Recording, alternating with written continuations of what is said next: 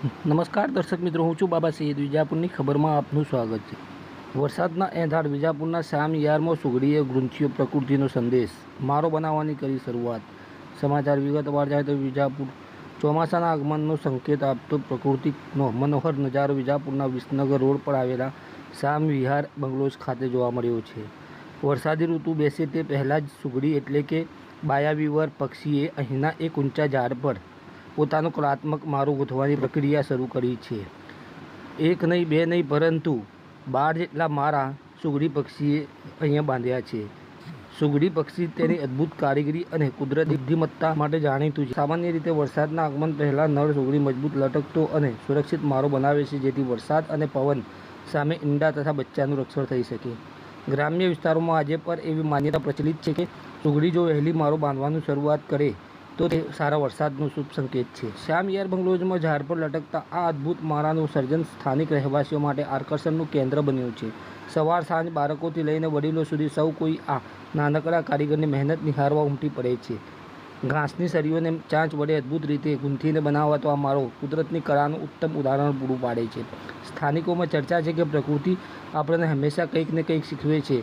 સુગડીનો આ મારો મહેનત, આયોજન અને પરિવાર પ્રત્યેની જવાબદારીઓનો સંદેશ આપી જાય છે. ચોમાસાની તૈયારીઓ કરતાં પહેલાં પક્ષીને જોઈને લોકોમાં પણ આગામી વરસાદને લઈને ઉત્સાહ જોવા મળી. નમસ્કાર દર્શક મિત્રો, હું છું બાબા સૈયદ. વિજાપુરની ખબરમાં આપનું સ્વાગત છે. દર્શક મિત્રો, આજે આપણે આવ્યા છીએ વિજાપુરના વિસનગર રોડ પર જતા શામિયાર ખાતે, જ્યાં એક પ્રકૃતિનું એક સુંદર કહી શકાય કે એક ઘટનાક્રમ જોવા મળી રહ્યો છે. કેમ કે ખૂબ જ ગરમી પડી રહી છે અને ખૂબ જ લોકો પરેશાન પણ છે, પરંતુ એના વચ્ચે એક સારા સંદેશ, સારા સમાચાર કહી શકાય કે ઘણા વડીલો, ઘણા સમય પહેલાં આપણા વડીલો કહેતા હતા કે કેટલાક એ લોકો એ જે પક્ષી હોય છે, નાનું હોય છે ને, જે મારા બાંધે છે ઝાડના ઉપર, જેટલી ઊંચાઈ પર બાંધે એટલી ઊંચાઈ પર વરસાદ સારો પડવાની વકી હોય છે.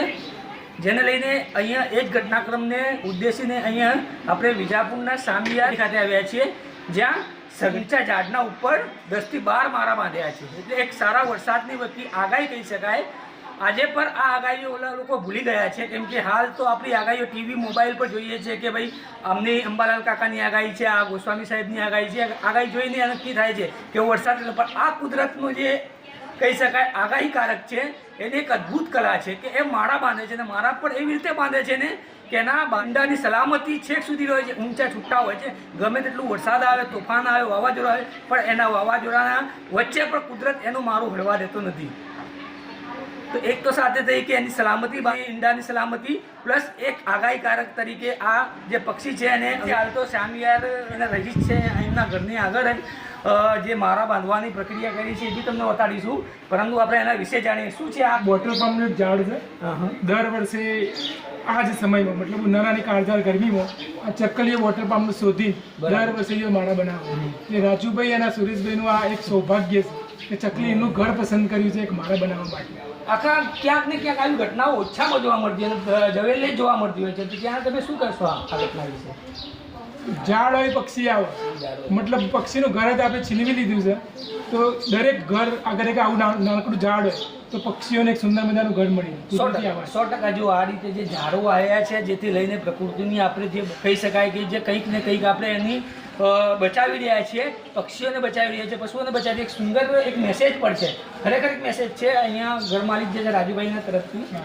અને તમે જે કહેતા હતા જે રીતે કે એની જે કલા છે, જે મારા ગૂંથવાની કઈ છે, એટલે આમાં કેવું હોય, આ જેમ આપણે લગ્ન કરીએ છીએ એમ આ જે માળો છે ને પેલા નર માદા બનાવે, અડધો નર બનાવે, અડધો માળો.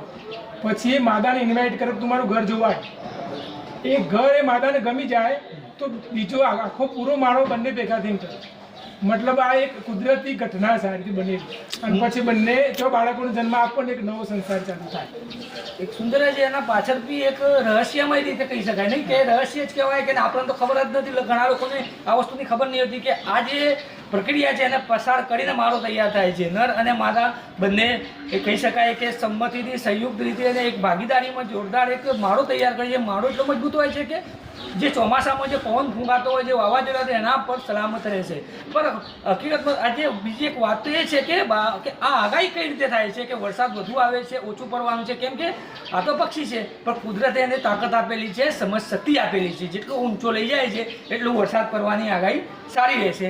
તો આપણે આ તરફ બી જોઈશું કે જો આ મકાન માલિક જે છે એ પણ ખુશખુશાલ છે, કેમ કે એમના ઘરની આગળ કુદરતે એક પક્ષીએ કુદરતની કૃપાથી એક પક્ષીએ મારું બાંધ્યો છે અને મારું પણ એટલે કલાત્મક છે. એ પણ તમને બતાવીશું ને, એક નહીં, બે નહીં, સીધા 12 માળા બાંધ્યા છે. એટલે એક સાથે 12 પરિવાર હોય, એક સાથે 12 પરિવાર એ વસવાટ કરશે. જોઈ લો સાહેબ, હો ને, કેમ કે આ ઘટનાઓ જોયેલે જ જોવા મળતી હોય છે ને આપણી નાની ચેનલો પર તો જોયેલે જ જોવા મળતું, મોટી ચેનલો પર તો તમે જોતા હશો કદાચ, પણ આપણી આ નાની વિજાપુરની ખબર છે દરેક સુધી પહોંચે છે. અને આજે આપણે અહીંયા સોસાયટીમાં આવ્યા છીએ, ત્યાં કવર કરી રહ્યા છે સ્ટોરીને. એક સરસ સ્ટોરી છે, લોકો સુધી પહોંચાડ્યો, કેમ કે સંદેશ પર છે કે જુઓ આ જે ઝાડ ઉગાયેલો છે ને ઝાડની ઉપર માળા બાંધ્યા છે. એટલે મહેરબાની કરીને જે લોકો ઝાડ નથી ઉગાડતા એ પણ ઝાડ ઉગાડે, અને જેટલા વૃક્ષો આવે એટલા ઓછા છે, કેમ કે આ વસ્તુ જોવા મળશે તમને અને આ વસ્તુ દેખાવા મળશે. આવા સમાચાર અપડેટ લઈને ફરીથી